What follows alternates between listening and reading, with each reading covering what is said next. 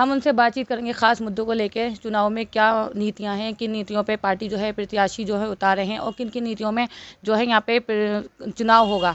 तो ख़ास मुलाकात हम आज उनसे करते हैं, बाबू भाई से, और हमसे उनसे जानेंगे कि कल ईद भी है और ईद में नमाज किस तरह होगी, कैसे कैसे जो मुसलमानों के मन में सवाल भी हो रहे हैं। तो पहले तो आप इस चीज़ को क्लियर करिए किस तरह वो नमाज अदा करें। सबसे पहले मैं आपके चैनल के माध्यम तमाम देशवासियों को ईद उल फितर की बहुत बहुत मुबारकबाद पेश करता हूँ और दुआ करता हूँ कि अल्लाह इस बार हमारे मुल्क में अमन शांति चैन सुकून दे ताकि हम लोग सब आपस में मिलजुल करके इस त्यौहार को मनाएं। देखिए मैम, जो भी ईद की नमाज़ है या ईद की जो अदायगी है उसको लेकर के यहाँ के जो ज़िम्मेदारान हैं वो हैं या एडमिनिस्ट्रेशन है, प्रशासन है, शासन के लोग हैं, ये अच्छे से जानते हैं उनकी क्या अपनी गाइडलाइंस है, क्या उनको करना है और कैसे वो लोग इस चीज़ को फॉलो करते हुए इस दिन को हमारे ईद उल फितर के दिन को गुजारेंगे। रहा मसला चुनाव का, तो चुनाव आप जानते हैं जो 19 अप्रैल की जो डेट मिली है बहुत ही नज़दीक आती चली जा रही है। जैसे जैसे दिन नज़दीक आ रहे हैं, 19 अप्रैल की डेट नज़दीक आ रही है, वैसे वैसे सरगर्मियाँ बढ़ती चली जा रही हैं।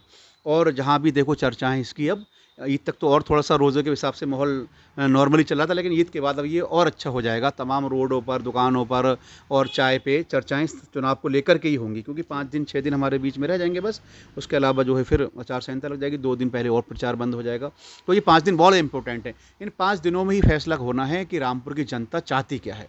रामपुर की जनता के नज़रिए से अगर मैं अपने आप को रखूं और मैं देखूं, क्योंकि मैं भी एक आवाम हूं और मैं भी जिला रामपुर वासी हूं, तो मैं भी अपना प्रतिनिधि, अपना एमपी, अपना सांसद यही चुनूंगा जो कि मेरे रामपुर के लिए विकास की बात करे, मेरे रामपुर के लिए रोज़गार की बात करे, मेरे रामपुर में शिक्षा की बात करे, मेरे रामपुर में स्वास्थ्य की बात करे और मेंबर ऑफ पार्लियामेंट में जाकर के महंगाई के खिलाफ बात करे, मेंबर ऑफ पार्लियामेंट में जाकर के भ्रष्टाचार के खिलाफ बात करे, वहाँ पे अपने देश हित के लिए बात करे, नफरत फैलाने वालों के खिलाफ बात करे। ऐसे प्रतिनिधि की हमें रामपुर में ज़रूरत है कि हम जो रामपुर वासी हैं बस इसी पे चुनाव और अपना अधिकार और अपना वोट डालेंगे।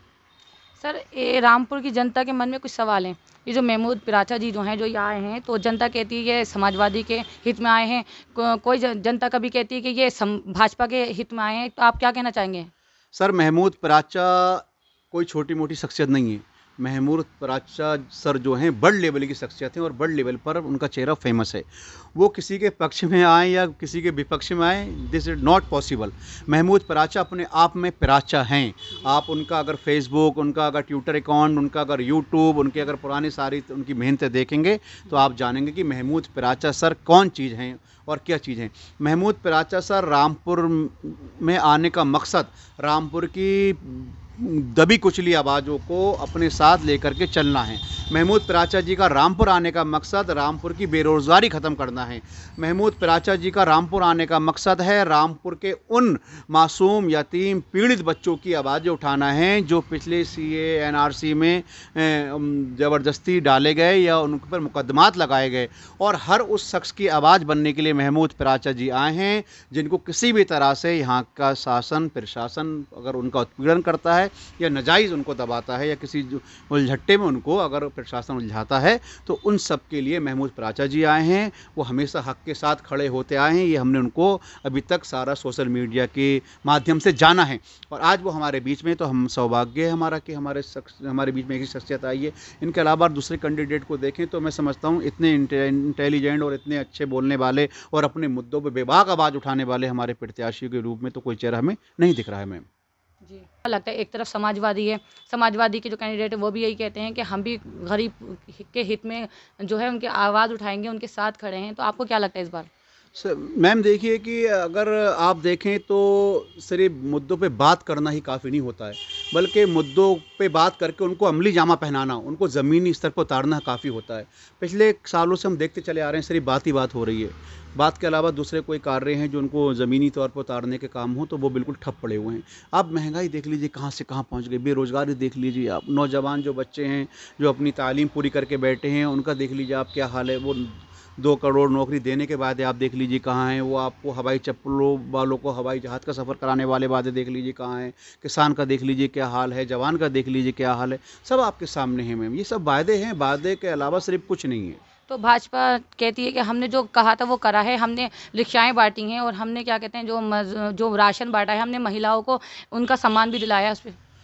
राशन बांटने का मतलब सम्मान दिलानी होता है, बल्कि राशन कमाना, अगर इसमें वो अपनी दखलंदाजी दें या इसमें इम्पोर्टेंट समझें कि राशन कमाया कैसे जा सकता है, उनको रोज़गार से कहाँ लगाया जा सकता है, वो इम्पोर्टेंट होता है। आत्मनिर्भर भारत की बात हुई थी मैम, आत्मनिर्भर भारत तभी बनेगा जब हम लोग अपने पैरों पर खड़े होकर के 2 वक़्त की रोटी रोज़ी कमा कर के अपने घर पे जाके रखेंगे।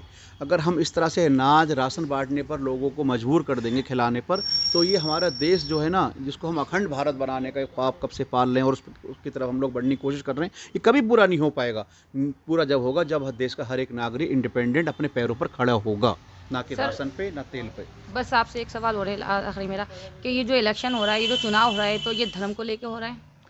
जगह जगह आप देख लीजिए, आप निज़ाम पे बात कर लीजिए, निज़ाम की बात हो रही है, आप पाकिस्तान पे बात कर लीजिए, पाकिस्तान की बात हो रही है।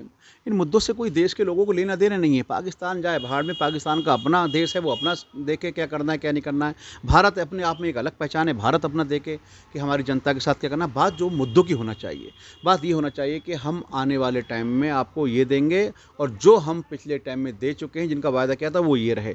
उन पे इंसान का फोकस होना चाहिए, ना कि किसी जात पे, बिरादरी पे, ना ही किसी धर्म पर। इस तरह की कोई बात नहीं होना चाहिए। हर आदमी अपना पूजा करने के लिए, घर में अपने नमाज़ पढ़ने के लिए, आपसी मोहल्ले में भाईचारा बनाने के लिए काफ़ी है, वो कर रहा है। और ये गंगी जमनी तहजीब, ये आपसी भाईचारा, ये ख़त्म होने वाली नहीं है भारत से। लोग नफ़रतें फैलाने वाले आए और आकर के चले गए, खुद उनका कोई वजूद नहीं है, लेकिन अभी वो ज़िंदा हैं जो कि नफ़रतों को लेकर के अपने सीने से चिमटा कर एक दूसरे से मिलते हैं, सम्मान देते हैं और इज़्ज़त देते हैं। वो लोग अभी ज़िंदा हैं, वो ज़िंदा रहेंगे क़यामत तक के लिए।